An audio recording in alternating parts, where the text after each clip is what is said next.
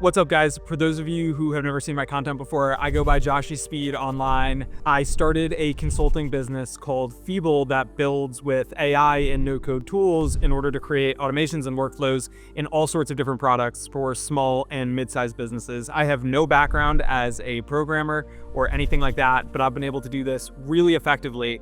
And I want to give you my basically 8-step framework for how I got started doing this. This is intended to be a video that I wished I had when I first got started. And yeah, if you follow along with this, I can almost guarantee that you will achieve really meaningful results. That's because everything I'm about to share is derived from my own personal experience. I can't guarantee that you're going to put in the work, but if you do, I promise you can expect like a meaningful monetary outcome. So aside from just building really cool shit with all of these different tools, this is a formula for actually making money, not in this sort of like esoteric kind of random way, but just very practically, this is exactly what I've been doing in order to drive 6-figure months for, well, actually I hit my first 6-figure month 8 weeks ago. But otherwise, I've been doing like 70, 80K. And the reason that I can speak with so much certainty and say that this stuff works is because periodically I will take on students and help them get started on their automation consulting journeys. JJ recently did $27,000 across his first 6 weeks of running this playbook. And that's one of a dozen people that I could call out. We could spend all day just kind of walking through case studies, but that's not what I want to do. I want to dive in and just jump right into the meat of the 8 steps that we're going to break down. Also, quick reality check. I just want to say one more time that if you're worried about the technical barrier to entry, or you're worried that you're going to have to spend 10 hours a day really grinding in order to get that first client, don't overthink it. I promise that I don't know how to write a single line of code to this day, but what I do have is a working understanding of the mechanics in the ways in which all of these different tools function, right? If you know what an API is, in today's world, that's sufficient to actually build all sorts of different tech, because tech is getting democratized, right? These LLMs are as performant as middling software engineers. And so if we know how to leverage them, if we know how to prompt them, if we understand, again, what a front end and a back end and some of these things that we'll talk about are, you'll be totally equipped to, again, achieve the exact same results that I have. Okay, now in this video, what we're gonna discuss are the 8 pillars of how to launch and scale an automation consulting business in 2025. And we'll go through all of these in a fair bit of nuance, so just hang on tight. Okay, so diving right in, I wanna just start by painting a picture and walking through this opportunity set. And I think that this video of Mr. Wonderful from Shark Tank does a really great job of explaining exactly why this is such a rare opportunity. Basically, he's describing how if he was a 25-year-old, the single opportunity that he would be focusing on is building AI and automations for any one of the 30 million small businesses that are here in the US. Because what's happening right now is the Palantirs and the McKinseys and BCGs of the world, they are just eating up so much business at the enterprise level. And they're making a ton of money doing this exact playbook that I've been running for over 2 years now. And I in just servicing small businesses, I've worked with a couple of enterprises, but really the backbone of what's gotten me to over $1 million doing this has simply been by running exactly this playbook that Kevin O'Leary is describing and building tech for these SMBs. So all of my experience obviously underpins the reason why I'm so confident in saying that this is the single best business model that you could start.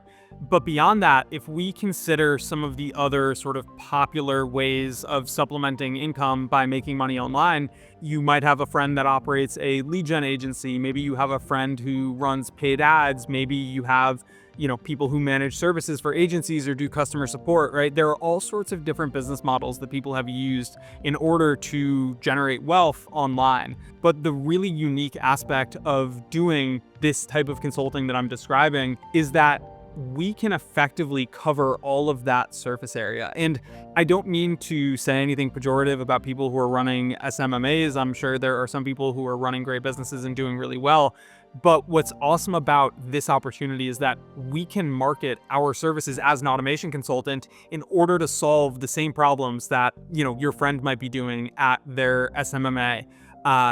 Instead of getting pigeonholed and stuck only running Facebook ads and generating UGC for content creators, we can navigate across all of the different verticals of a business, almost like an assassin. That being said, let's drill down and talk about the actionable steps to get started actually driving revenue and getting clients to pay us for our services. Okay, now step number one is just building cool shit. And I know that that sounds a little bit reductive, but in practice, what it looks like is building out either a project for ourselves or taking a project that we have built out in the past for another client and showing that to prospects on sales calls. And one thing that people get wrong all the time is they think that if they're pitching a lawyer or an accountant or a content creator, they think that they need to show that person something that's like directly applicable to their business. And that just couldn't be further from the truth. All that we're trying to do is walk through a problem set in enough nuance so that the client can glean we are hyper-focused on execution and we're capable of not just building automations, but also understanding problem sets at large that a business might face. So when I'm demonstrating a case study to a client, I love to use the show don't tell method. I will basically try and move through an example of some work that I've built out in the past as quickly as possible while otherwise hitting on these 5 beats. So the first thing that I like to do is explain the problem. And with that comes the why, the reason that I chose to solve that problem. And then from there, what I'm doing is calling out the inputs and the outputs to the system. I'm explaining the constraints and then walking through the actual logic of the solution that we crafted. So for instance, I might be pitching an accountant, but I could show them a project that I built out for a mobile pet grooming business. And as I'm walking through this, I'll explain, okay, the problem that we were facing is that we were failing to drive repeat purchase, or the business itself was only driving repeat purchase on 50% of its active customers. That also explains kind of why we chose to solve that. From there, what I'll basically do is move on to the constraints. So perhaps a constraint that we ran into is some of the customers who were sitting in our CRM didn't have phone numbers attached to their record from the point of sale system that the pet grooming business is using, right? There are all sorts of things that we might describe, but really what we're just trying to do is convey that, hey, here's a problem we identified. Here's the way in which we solved it. Here's the level of detail that we kind of like focused on as we were solving this problem. And here's how it all comes together. And what that does is just pin our ability to develop these automations to something tangible. When it comes to setting up our business, there are a number of different tools that we might choose to use. And basically, I tend to be very tool agnostic. When we're setting up our outbound sequences in order to get in touch with clients, we could use Lemlist or we could use LinkedIn. When we're developing our website, our landing page, we could use Card or we could use Framer. We could buy our domain from GoDaddy or AWS, right? All of these different tools basically serve similar functions across these different verticals. Now, really, the most important things that you need in order to get started are a website. Mine is built with Card, functionally like a way to record case studies. I use a combination of Loom and Screen Studio. And then we need a way to collect payments and a way for our clients to easily schedule calls. Now, when it comes to actually building automations for ourselves or setting up CRM systems, we can use any of these different tools. It's not about, having everything configured in Zapier or make.com. It doesn't matter if our email sequences are coming from HubSpot. All of this is just a means to an end to getting revenue in the door. And so with that being said, no need to overthink it or fall into this sort of state of paralysis by analysis. Just get on your feet by setting up a landing page, making it easy for clients to book times with you, and communicating what you do by having some tight video assets. Everything else here sort of exists on the periphery. Okay, now the next step in this entire equation is finding and acquiring clients.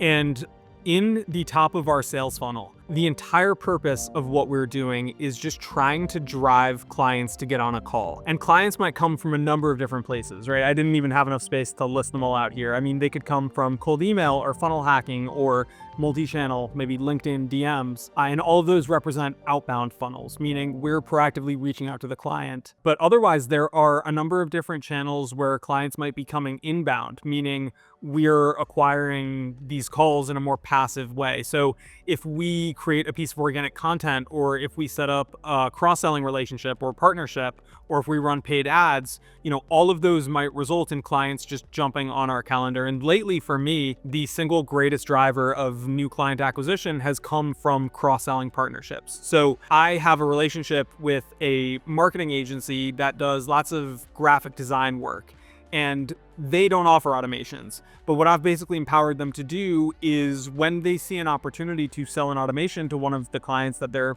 developing graphic assets for, they can scope that project, close that deal, and then either refer the client to me and I'll do all the fulfillment, or they can kind of white label our services and we'll just plug in on the back end to act as an extension of their team and build whatever it is that they're looking for. Now, on the whole, in order to get clients to get on a call with us, regardless of whether they're coming inbound or outbound, all we need to do is demonstrate that the risk proposition for them spending 15 minutes on the phone with us is nominal. What we are basically trying to do is convey that we can theoretically create so much value for them that it's just worth it for them to hear us out. And the way that we do that is by really honing in and trying to be as specific as possible in the outreach that we're doing. So for instance, if we're setting up a scaled multi-channel outreach campaign, what we might do is niche down and segment all of the different market verticals that we're reaching out to. So if we're reaching out to electricians, we might mention that, hey, we can help you optimize your route as you go from one property to another, and we can design it in the most efficient way so that you're not spending all day in the car and you can actually take on more clients. If we are reaching out to a storage facility, we can talk about how we can drive retention or repeat purchase, or how we can help them scale their customer lifetime value, right? Like all of the different sort of activities that we're doing in our funnel is really just a means of communicating the value proposition of working with us. That's what it looks like to acquire a client. We, at some point we might qualify them. We might do that through a form. There are all sorts of different ways that we can construct this, but the big takeaway here is just in order to get clients to meet with us. Check out that other video that I just mentioned if you want like a deeper dive there. But on the whole, we just need to communicate by thinking critically that we are, the types of people that they want to work with. Okay, now that our business is largely set up and we're starting to drive clients onto our calendar and we're taking these meetings, I'm sure the question that you're wondering is, all right, well, what are we actually offering? And this is the most fun part, because building and running an automation agency, it sounds like it would be very technically nuanced. But in fact, what I find is that it's really a creative endeavor more than anything else, right? We live in this world now where anyone can build practically anything. And that's why we make the claim to clients that, hey, we can replicate almost any process that you're doing in your business manually, and automate it. And so, with that being said, one sort of fundamental prism that I think through whenever I'm talking to a client or trying to decide if I want to move forward on a project is simply, would this project or would the scope of work that we're proposing here either drive revenue or create a meaningful amount of operational leverage, right? Does it drive rev or sling lev? I swear I'm going to trademark that and get merch that says drive and rev and sling and lev, because when we do one of those two things, what's going to happen is there's going to be value creation, right? If we are actively bringing revenue into a client's business, maybe we are setting up automated touch points that we are putting on, people in their sales pipeline and driving them towards the point of conversion. Maybe we're reducing churn through our onboarding process and in turn raising customer lifetime value. Maybe we are setting up, custom templated documents that get created somewhere throughout our fulfillment process. We can basically build anything. And I know that that sounds like a little bit hyperbolic, but truth be told, like that's what I found is it's very rare a client will come to me with an idea or will collaboratively kind of figure out where we could create something of value, and then that won't be executable from like a technical standpoint. And so those are my favorite projects. They aren't the ones where we're refactoring the whole way in which a business operates, but instead we're replicating the existing systems that already work and just amplifying them with automation. And that's also a frame of operating that our clients really hold on to, right? They might be a little bit nervous to overhaul the entire way in which they're operating. But when we take a step back and we explain, no, we can build basically anything. And what we're going to be building is bespoke to your organization. So to that effect, just help me understand like practically what it looks like in order to accomplish something in the business, and we'll build out the automations to support that. Okay, now when you're on these client calls and you do a good job of scoping a project, what's going to happen is the unique value proposition is going to become immediately evident to both you and the client. And at that point, the client will be kind of weighing their options of moving forward. And they'll see, okay, by bringing this person into my organization, I am going to be able to offset the cost of their services based on the value creation and walk away with profit dollars in my pocket that's attributable to the work that they did. And so I want to move forward, right? At which point it will be a natural sort of segue to discuss pricing. Now, when it comes to sort of pricing and structuring these deals, I like to work on a retainer basis. And that's because when we're working on retainer, it allows us to sort of kick the can on some of the more time-consuming bits of just getting started working with a new client. So for instance, if we're working on a project, what we need to do is scope a project and call out all of the different sort of boundaries of what we will and won't be responsible for.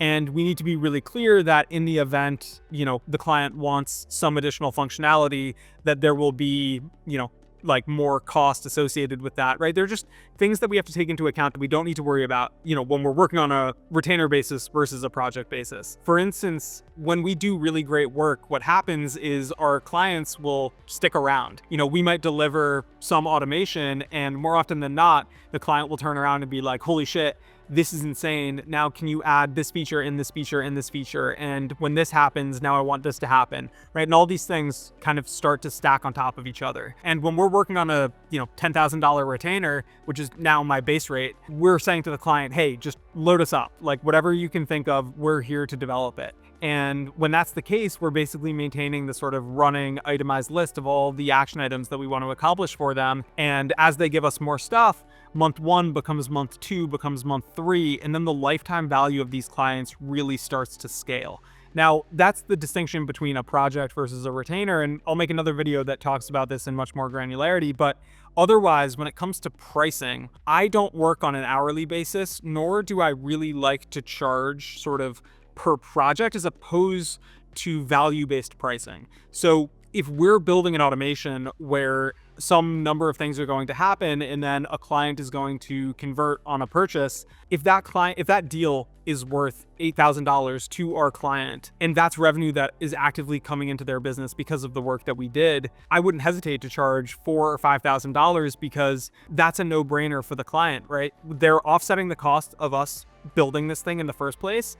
And then, there's still profit dollars and margin on top of that, which is really just like a true win-win dynamic, right? That's what we're shooting for with value-based pricing. We are assessing the amount of time or dollars that we're saving or bringing into their organization respectively. And then we're basically undercutting that number while still maintaining like a level above where we're comfortable operating at like a minimum. Okay, now once we've closed that first deal, the next step naturally is the service fulfillment. So we booked that revenue, it feels great. We saw, $2, $5, maybe $20,000 land in our Stripe account. And from here, what we want to do is schedule a kickoff call with the client. So prior to that, we'll likely do a little bit more research into the tools that they're already using in their business. We'll check to make sure that there are certain API endpoints that we anticipate using that exist.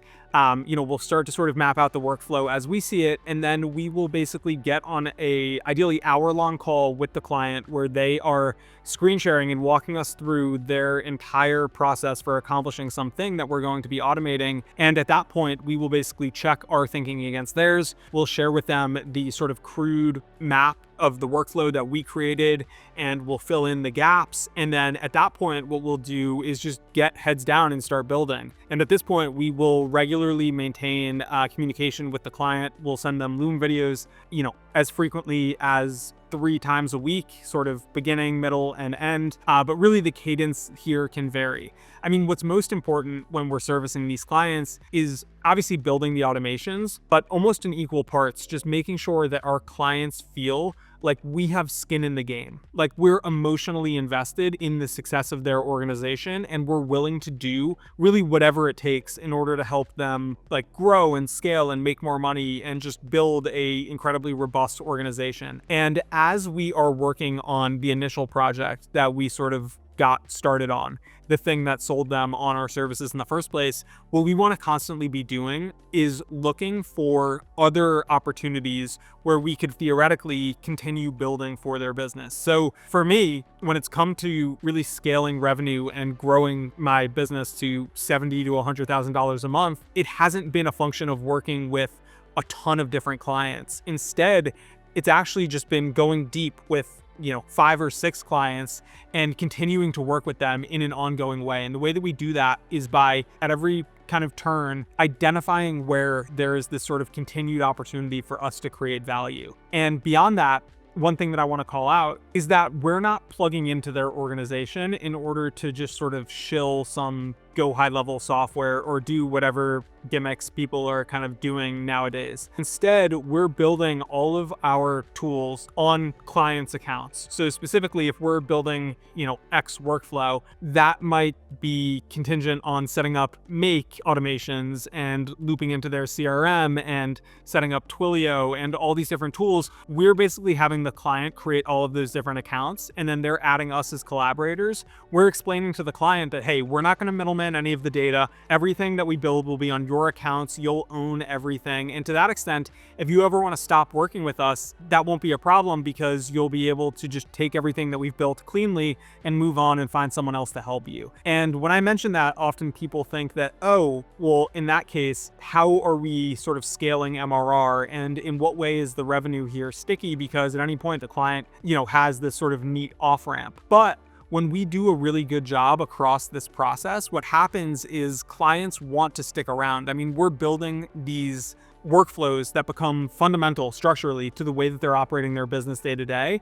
And with that, we have this sort of intricate understanding of how they work that creates a certain amount of lock-in. But beyond that, by building on our clients' accounts, it means that we're mitigating risk in the event that, there's some like random data leak. We're basically offloading all of that onto our clients' plates. It also means that they're responsible for maintaining the costs associated with these workflows as opposed to us. Just the main thing to keep in mind here is that this framework allows us to service really high net worth individuals, like legitimate business operators that are running, in some cases, 9 figures of cash flow a year. And when we are building bespoke solutions for them that run on their systems and that speak to their immediate needs, it really ingratiates us with these high-level operators in a way that just shilling some random pyramid scheme CRM thing is never going to. Okay, now that we have our first client and we're driving revenue and everything is swell, let's talk about scaling to 7 figures, because there are a number of different ways to get there. And some of them are a little bit more active. Others are entirely passive, almost entirely passive. And what I mean by that is while we are building projects for our consulting clients, what that allows us to do is basically validate each one of the individual workflows that we're creating. So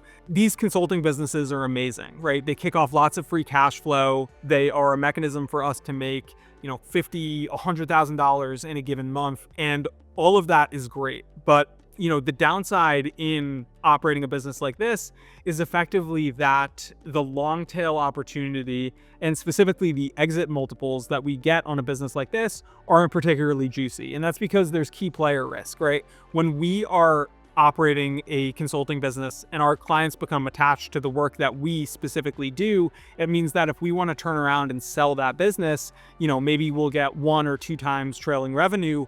But on the whole, that asset sort of hinges on us and the work that we're doing. That being said, with each project that we take on, what we're effectively able to do is validate whether or not that workflow would have some larger ubiquity or relevance in the market. So specifically, let's say that we are working for an electrician and we build them a scheduling tool that helps them, fulfill more clients over the course of a given day. If we find that that tool is particularly performant and it's really helping that client make a ton of extra revenue, what we can do is look to productize that service. So we can basically take the workflow that we've already developed, we can retool it and package it up and then start offering it to similar businesses that are in the same niche. And provided that those businesses see a commensurate amount of value from the productized service that we've rolled out, we can look to then turn that product into a full-on micro SaaS. And going this route still doesn't mean that we need to be technical. I mean, it might be the case that we choose to bring in a developer and we pay them with dollars that are coming in from our consulting work, or we might just choose to go the Cursor or Windsurf or one of these other IDEs that has AI built into it, where we can effectively stand up like entire platforms that have user authentication and roles and payments and all sorts of different stuff. So as we traverse along this line, what's happening is the active work that we have to do in order to make additional revenue is lessening. But beyond that, when we reach a productized service or a micro SaaS, it means that operationally, it's just easier for us to scale and take on more clients. But beyond that, it also means that the exit multiple on the product that we're building is going to be much higher. So a publicly traded software company might go for 20 times its price per earnings ratio or something like that. Whereas a consulting business, again, just doesn't have nearly the same sort of exit opportunity. And that doesn't mean that we can't scale our consulting business and we can't have it kick off 8 figures of revenue, and we can't also operationalize it in a way where the work is being delegated to employees or third-party developers and it's becoming passive. It simply means that, in doing this work, we're still leaving all of our options open down the line in order to kind of position for this really juicy exit. Okay, I think that's a nice spot to leave off. I could talk about literally each one of these pillars for hours, and in certain places on the internet, I actually do. So I have created a program for people who want to work directly with me. The link is in my bio. Feel free to reach out if you're interested in getting started doing this. I can say firsthand that it has completely changed my life, and I have so much fun seeing that transformation occur in everyone that I work with. So again, feel free to reach out. And otherwise, I'll see you in the next one. Bye, guys.